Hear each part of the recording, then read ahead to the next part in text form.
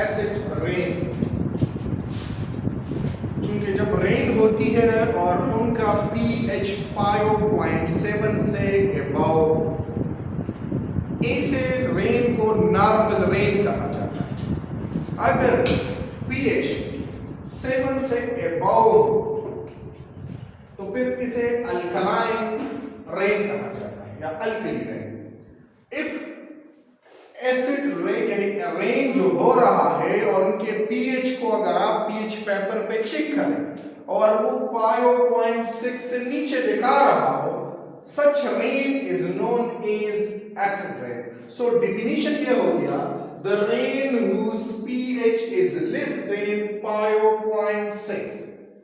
अगर उनका pH पायो 0.6 से नीचे दिखा रहा हो, ऐसे रेन को एसिड रेन कहा जाता है।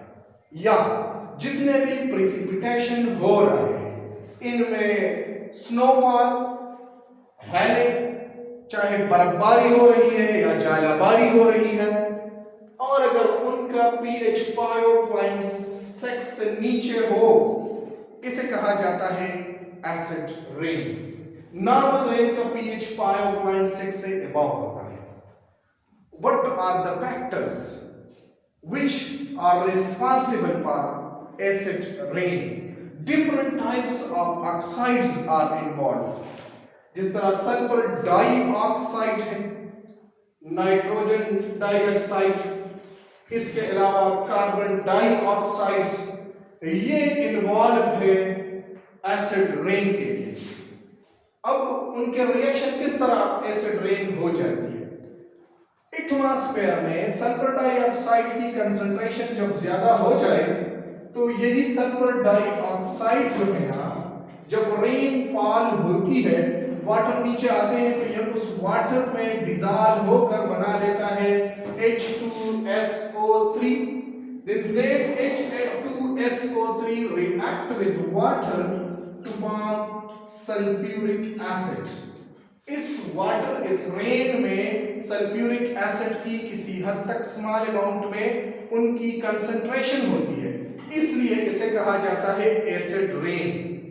इस तरह नाइट्रिक ऑक्साइड ये ऑक्सीजन के साथ कंबाइन होते हैं तो ये NO2 बना लेते हैं। That NO2 with rain occur dissolve in water to form H2NO3 nitric acid, उसकी अमाउंट होती है इसमें।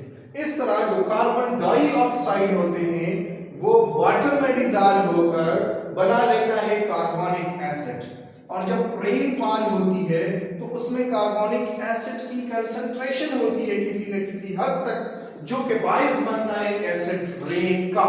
सो sulphur dioxide, nitric oxide and carbon dioxide जो है ना, ये इन्वॉल्व होते हैं एसिड रेन में। What are the causes? कौन से फैक्टर्स है जो एसिड रेन्स के बाइस बनते हैं? जो भी सोर्स है सल्फर डाइऑक्साइड का, नाइट्रिक ऑक्साइड का, या नाइट्रोजन डाइऑक्साइड का, या कार्बन डाइऑक्साइड का, तो these source are responsible for acid rain. तो उनमें से एक है व्हीकल्स, जो मुख्तलिफ किस्म की गाड़ियां होती हैं, उनसे जो स्मोक निकलती है, जो धुआं निकलता है, उसमें यही सल्फर डाइऑक्साइड और नाइट्रोजन डाइऑक्साइड, कार्बन डाइऑक्साइड की अमाउंट होती है, और वही स्मोक कंट्रीब्यूट करता है, वो एटमॉस्फेयर को यही ऑक्साइड्स दे देते हैं। इसी तरह इंडस्ट्रियलाइजेशन, जितने ज्यादा इंडस्ट्रीज बनते हैं वही इंडस्ट्रीज से स्मोक निकलता है, वही स्मोक्स जो है ना रिस्पॉन्सिबल्स होता है इसी ऑक्साइड्स को, यानी ये ऑक्साइड्स कंट्रीब्यूट करते हैं और लेके आते हैं। इस तरह फोटोकेमिकल स्मोक किसी न किसी हद तक कंट्रीब्यूट कर लेते हैं। Photochemical smoke is also responsible for acid rain. Photochemical smoke पे कल हम लेक्चर दे चुके हैं। डिफॉरेस्टेशन, क्योंकि जब डिफॉरेस्टेशन होती है तो आप लोगों को पता है कि एटमॉस्फेयर से यही कार्बन डाइऑक्साइड प्लांट्स ले लेते हैं फोटोसिंथेसिस के लिए, और जब प्लांट्स कि आपने कटिंग की, डिफोरेस्टेशन की, तो कार्बन डाइऑक्साइड की कंसंट्रेशन ज्यादा होगा एटमॉस्फेयर में, and then that carbon dioxide is responsible for acid rain. इस तरह पॉल्यूशन, इनको अगर आप देखें तो मेन कॉजेज एसिड रेन का दैट इज पुअर पॉपुलेशन, ये मेजर फैक्टर है, बिकॉज यही इंडस्ट्रियलाइजेशन, डिफोरेस्टेशन, पॉल्यूशन, इनमें ज्यादा कंट्रीब्यूशन जो है ना, दीज फैक्टर्स जो है ना, ये जो आते हैं ये पुअर पॉपुलेशंस की वजह से आते हैं। So this is the main factors. So what are the effects of acid rain? And acid rain का क्या असर होता है?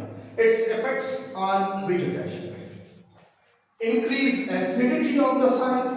जब ये रेन आती है साइल को, तो ये साइल की एसिडिटी को इंक्रीज कर देते हैं, और एसिड साइल पे फिर उनमें जो कल्टीवेशंस होती है, उनमें जो क्रॉप्स होते हैं, उन पे असरअंदाज होते हैं और उनकी पैदावार को, उनकी ग्रोथ पे इफेक्ट करते हैं, इनको रिड्यूस कर देते हैं। Number 1। Number 2, leach nutrients from the soil, slow plant growth. यही रेनफॉल जब होती है, एसिड रेनफॉल, तो ये सॉइल में जो न्यूट्रिएंट्स प्रेजेंट होते हैं, नाइट्रेट, फास्फेट, मैग्नीशियम एक्सेट्रा की शक्ल में, जो प्लांट के लिए जो मैक्रो एंड माइक्रो न्यूट्रिएंट्स है, जो प्लांट्स ग्रोथ के लिए यूटिलाइज कर लेते हैं, जब ये बारिश होती है तो ये बारिश जो है ना, एसिड रेन इन न्यूट्रिएंट को लीच कर लेते हैं, बहा लेते हैं, रिमूव कर लेते हैं, किधर से, साइल से, और साइल की इनफर्टिलिटी को इंक्रीज कर लेते हैं। लिहाजा उनमें जो कल्टीवेशंस होती है, उनकी ग्रोथ रिटार्ड हो जाता है। Create brown spot in leaves, leaves पे ब्राउन स्पॉट क्रिएट कर लेते हैं, ठीक है। और जब लीव पे स्पॉट्स आते हैं तो ये इनकी फोटोसिंथेसिस को कम कर लेते हैं, इनकी पैदावार को कम कर लेते हैं। इफेक्ट ऑन बिल्डिंग्स, मुख्तलिफ किस्म के बिल्डिंग्स पे असर। It dissolve the stone buildings, building पे जो स्टोन्स होते हैं, यही रेन, एसिड रेन आकर इनकी डिसोल्यूशंस कर लेते हैं, इनको डिसॉल्व कर लेते हैं। It react with minerals in the stone, stone के अंदर जो मिनरल्स होते हैं उनके साथ रिएक्शन करके उनको पाउडरी बना लेते हैं। जिस तरह इंडिया में ताजमहल है, पर्टियान है, एथेंस में, इनकी बिल्डिंग्स बाकायदा एसिड रेन्स की वजह, कनाडा में जो बिल्डिंग है ये बाकायदा एसिड रेन से इफेक्ट हो चुके हैं और इनका बाकायदा असर है इनके ऊपर। इसके अलावा इफेक्ट ऑन एक्वेटिक लाइफ, चूंकि जब ये बारिश होती है तो इनकी ये एसिड रेन जो है ना, इनकी ये वाटर चले जाते हैं लेक में, स्ट्रीम्स में, तो वहां पे जो एक्वेटिक फ्लोरा एंड फाना, जो एक्वेटिक हैबिटेट होते हैं, उनकी डेथ कास्ट कर लेते हैं, उनके लिए ये वाटर अनप्योरेबल बना देते हैं। इवन जो मुख्तलिफ किस्म के जो फिशेस होते हैं बाकायदा, वो या मर जाते हैं या वो इनफर्टाइल बन जाते हैं, इनकी वजह से उनके एक डिस्ट्रॉय हो जाते हैं, जिसकी वजह से उनकी ग्रोथ या उनकी जो पैदावार है, जो ईल्ड है, उसमें उनकी जो जनरेशन है, आगे ऑफस्प्रिंग है, उसमें कमी आ जाती है। What are the solution? अब एसिड रेन को कैसे कंट्रोल किया जाए? कौन से फैक्टर्स है जो हम फॉलो करते हैं जिससे हम एसिड रेन को रिड्यूस कर सकते हैं या इसको कंट्रोल कर सकते हैं? Number 1, use cleaner fuels. हमें ऐसे फ्यूल यूटिलाइज करने चाहिए जिसमें स्मोक कम हो, जिसकी जो ऑक्टेन नंबर है या जो हाइड्रोकार्बन है वो इतने ज्यादा हो कि वो यूटिलाइज कम हो रहा हो, एनर्जी ज्यादा दे रहा हो, ताकि स्मोक कम बन सके। Use of coal containing less sulphur, हमें वो कोल यूज करनी चाहिए जिसमें सल्फर की अमाउंट कम हो, ताकि ये सल्फर डाइऑक्साइड कंट्रीब्यूट न करे ज्यादा। इस तरह जो चिमनी पावर स्टेशंस हैं उसमें से सल्फर डाइऑक्साइड को रिमूव करनी चाहिए। NO2 नाइट्रोजन के जो ऑक्साइड है उसको डीनाइट्रिफिकेशन इनकी करनी चाहिए या डीसल्फराइजेशन सल्फर की करनी चाहिए। ऐसे टेक्निक्स फॉलो करके हमें रिन्यूएबल एनर्जी यूटिलाइज करनी चाहिए। नंबर ऑफ व्हीकल कम करने चाहिए।